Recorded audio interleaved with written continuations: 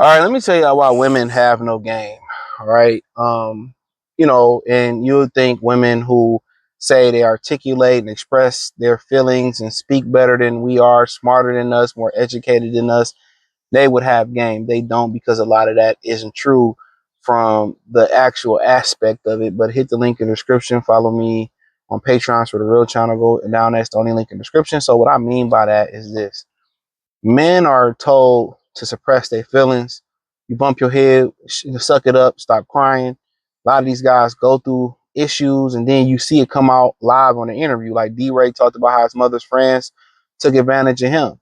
You know what I'm saying? He couldn't tell nobody that because one, I didn't seen that happen to I don't say I seen, but I heard that happen to young women about the mama boyfriend doing something to the girl, and they get mad at the girl. So I've seen women go through it too, but a lot of times men, are told to suppress their feelings, not to complain, and it's not a thin line between complaining and expressing your feelings, but when you speak your mind or speak your feelings, especially as a man in America and a black man in America, nobody cares about it. You're complaining, you're crying, suck it up, buttercup.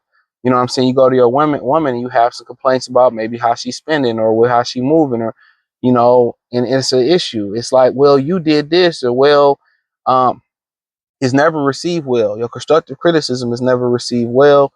Your thoughts and expressions on things ain't never, perceived the way it is.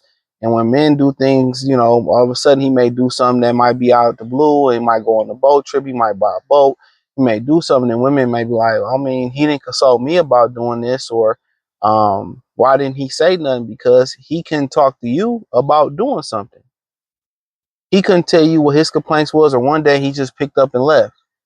But one day he said he wanted a divorce because you didn't listen. And when he did keep telling you, and he told you 1,000 times, you brushed it off like it was nothing. So women have to create a safe space on all levels for their sons, for their students, for their whoever it may be, your peers, your coworker. Create a space where they can be real with you and don't be so defensive, because y'all have no problem telling us when y'all have an issue or when we slipping or that's cool. But we should be able to hold y'all to the same standard.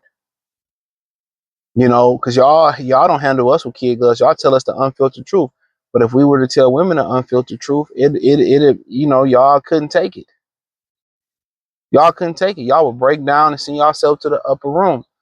But the reason, and I say all that to say this: women are seen as the more social people, the more articulate, smart. And like I said, that's not even the truth, right?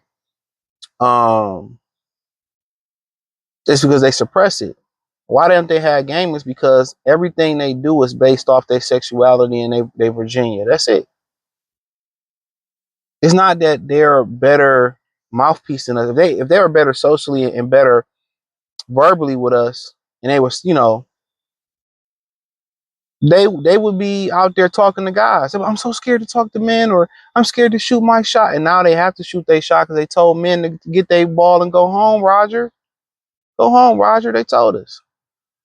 So now they gotta be like the lionesses, and they gotta hunt for their survival. That's what it is. A lot of women are hunting for their survival when they looking for a man. Or my husband, God gonna send me a husband. God ain't sending most of y'all hoes no husband. And most men, if you talk to them, you know what I'm saying? They don't do what women do. Like, goofy bitch, get out of my face. They don't go do that. They might let you down softly. We can take the rejection because we built for it. But women always think the sexuality in the Virginia is the end all be all. So they use that to always get what they want. That's it. And when it comes to talking to a guy and getting a guy's number and showing they got game, when they can't, when they don't want to come off, and when that woman pick you and she's aggressive with you, she see a future with you. She don't just see you as a piece of meat.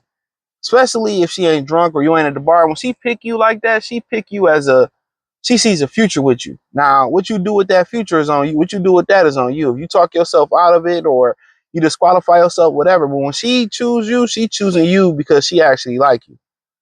She sees a future with you. Like, she sees a long-term future with you. That's a fact. So when they get the mustard to talk to you, you know, in other scenarios, like if you drunk, you're at the bar, she pick you. A lot of times, even she pick you in that, is she still see some type of future with you. So yeah, even when you start talking about that shit, you know, that's what it is. So, but when they see a future with you, they can't lead with a vagina. You gotta think about it. Most women be like, well, I don't want to give up the sex too quick because I don't want him to think I'm a hoe and I really like him. That's how they think. So if they approaching you to get at you and they don't know what to say, they don't know how to break the ice. And that's the hardest part for anybody, getting to know a stranger or chopping it up with a stranger, whether it's through DMs, whether it's in person, you know, that's the hardest thing, is to break the ice. I feel like it's easier in person to break the ice, because if you DMing women on social media, dating apps, they got a whole bunch of takers, bro. So you really have to be the outstanding standout. But that's another story for another day, right?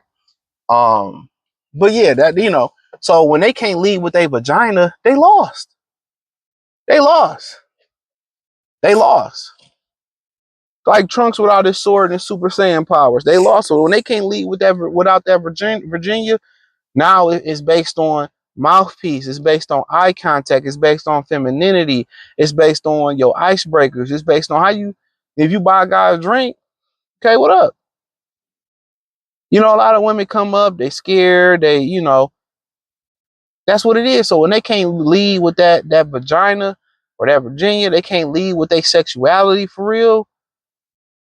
When they can't lead with that, come on. I remember men and women used to dance at the club together, and a woman used to just pick you and dance on you, or come find you and dance on you. You used to get behind her dance and she looked back.